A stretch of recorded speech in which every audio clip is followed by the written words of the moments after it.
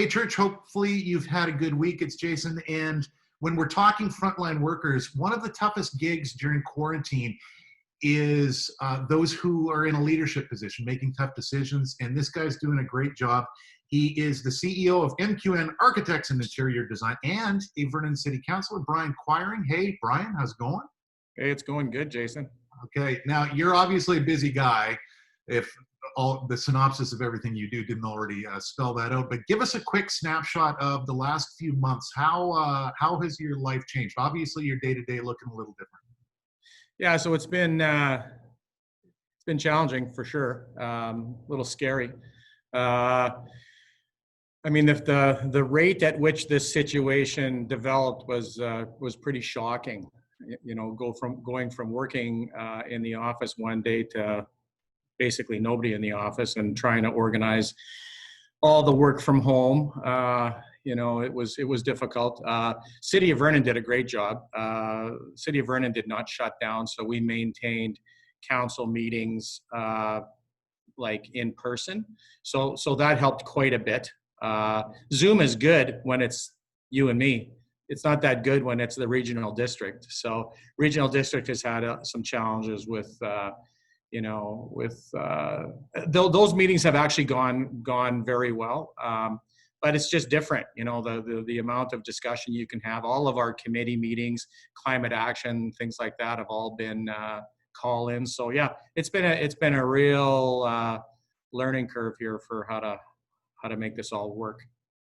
For you personally, and this can either be business or in your leadership position, what has been the biggest hurdles? Well, I think the biggest hurdles, for me personally, have been trying to keep the staff assured that they're not going to be losing their jobs, trying to keep the clients assured that we are still working on their projects, trying to keep a lid on a potentially tough situation. And yeah, it's been good. I mean, I think people are very, very sensitive to to what's going on, and we're not getting a lot of criticism for our performance. That's for sure. Oh, we're trying our best. Yeah, and you guys have been doing a fantastic job. Here's a little opportunity for you right now to share a bit of your wisdom and experience for those. Now, of course, realizing a lot of what has been handed down, what has been mandated, are provincial regulations, which we're just adhering to. But for those watching who are maybe attempting to navigate the frustrations with the closures, with the changes in lifestyle, what would be your advice to them? How can we best cope with this? Yeah, I mean, I think really it's slow and steady wins the race here. It needs to be a slow start. We don't want to go back. We don't want to lose the ground we've gained. We just need to be patient, and I think we need to be tolerant of the situation. And I mean, there's some real awkward situations that you find yourself in based on things being closed, but you just have to stay the course. That's my best advice is. Just whatever Dr. Bonnie Henry tells you to do, you need to do. So, as a transition into that question, or your answer, I should say, we are transitioning slowly back to normal. Now, what normal is going to look like, who knows as the weeks go on. But as our city, our province, our country, as we slowly reopen, what's your prayer? You, Brian Quiring, when you have your time with God, what is on the priority list of what are you praying for our city, for our province, for our country? Well, first of all, we're praying for the frontline workers, and it's really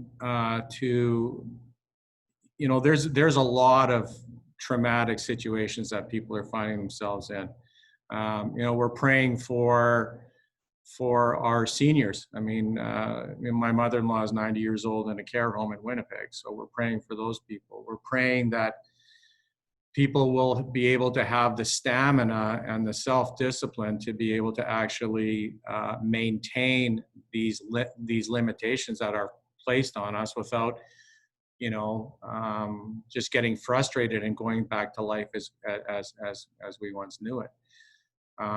Those are really, and then my staff, I worry about my staff. I worry about, people are very scared. This thing came out of nowhere. It came quick. We have people that have, have some health conditions and situations, and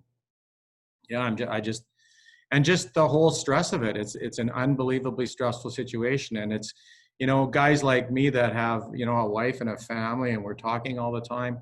We're managing to cope, but I mean, we have staff that live by themselves, and I think people are getting lonely. There's no doubt about it.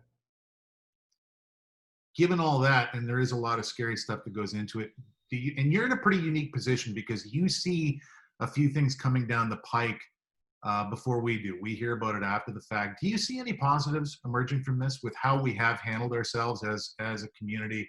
Do you see any good continuing as we transition? Yeah, I do actually. I think people have really had an opportunity to reevaluate their priorities. And really, I think we have slowed ourselves down. And I think society in general was just running. I mean, I'm a type A person, so I'm guilty as charged. Running, hair straight back. If I had hair, it would be straight back, and just on fire, and I'm not. I've had to slow down, and I think what's happened is a few interesting things just from a business standpoint. We've become better communicators because we've had to communicate in writing. We've had to communicate one-on-one often through Teams, and so I think we've become better managers through this. I think the city is doing a great job. I think we've actually been doing a good job with the street entrenched population. We've opened up the curling rink for a temporary shelter. Things downtown are pretty good right now. So yeah, I think people have just, there's a lot of people doing a lot of spiritual soul searching. Things have, I think this has been a catalyst for change. And I think that change is actually ultimately going to be a good thing. Things happen for a reason. Absolutely. I'm going to throw one at you. You didn't know this one was coming, but rewind the clock a little bit back to even say a year ago. If you had a crystal ball and you could have seen this coming, would you have made a different choice to serve in a leadership position, to be a council member, or would you let your name stand going, no, this is a tough gig, I'm up for the challenge? Yeah, I think that's why I'm up for the challenge. That's what that's certainly why I like doing what I do.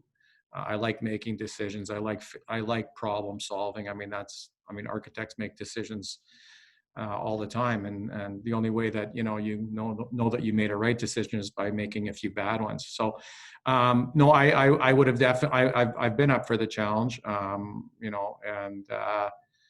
Yeah, I think if a year ago, if you would have told me this was coming, I would have not. I would have stayed. I would have stayed the course. Bless you. So finally, Brian, how can the VAC family pray for you, pray for your family, pray for your staff, pray for your fellow council members? What's the best way we can do that? So there's a few things that we deal with that can be hard to manage and hard to navigate through. So I guess first of all, the ones that we really need to be praying for are the frontline workers. So that they're the top of the list. And then I think when we, as counselors, when we make a decision, half the people like what we did and the other half feel that we made a bad decision. So, being able to sort of withstand some of the criticism, I guess, is, we need a little bit of extra strength here, I think. And then wisdom, because we're actually not necessarily the smartest group of people. So we need lots of wisdom because we are making decisions that, you know, have some pretty significant ramifications for a lot of different people. And so, you know, some of the decisions that we're making are hurting people, but we still have to make them. And so yeah, it's just it's that's where it gets tough, you know, when you have to close down businesses because, and you know that they are, you know, on a shoestring budget at the best of times. It's not a good feeling. Okay, we're on at church. There you go. Boy, it's like you've talked to the press on a regular basis. You did fantastic, Brian. Uh, God bless you for everything you're doing. This has been Upfront, and we'll chat with you next week. Good. Thanks. See ya. Thanks, Bye. man. I'll talk to you later. Okay. Bye.